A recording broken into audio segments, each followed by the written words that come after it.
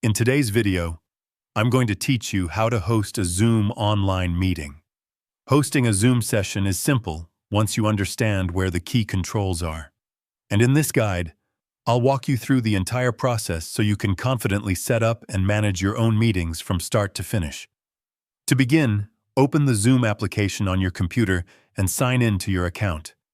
If you don't have the desktop app installed, you can also access Zoom through a web browser, although the desktop version generally provides smoother performance and more complete features. Once you are signed in, you will arrive at the home screen where all the main options are displayed clearly. From here, you can start a meeting immediately by selecting the New Meeting option. This will launch a live session right away, activating your camera and microphone based on your current settings. If you prefer to plan ahead, choose the Schedule option instead.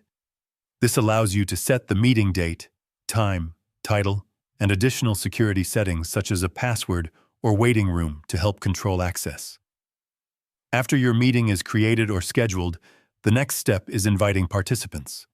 Open the Participants panel and select Invite, then copy the meeting link. You can share this link through email, messaging apps, or any communication platform you prefer. Anyone with the link will be able to join depending on your meeting permissions. Before participants join, take a moment to check your audio and video settings. Use the small arrows next to the microphone and camera icons to choose the correct devices. Ensuring clear sound and proper video framing helps create a more professional and smooth experience for everyone involved. During the meeting, you will find all essential controls on the toolbar at the bottom of the screen. From here, you can mute or unmute yourself, toggle your camera, and even share your screen for presentations, demonstrations, or document walkthroughs. As the host, you also have additional controls that help you manage the session effectively.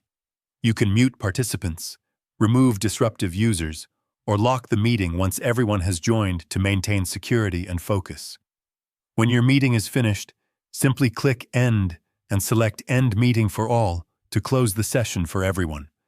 If you found this video helpful, let me know in the comments, give it a like, subscribe to the channel, and don't forget to hit the notification bell.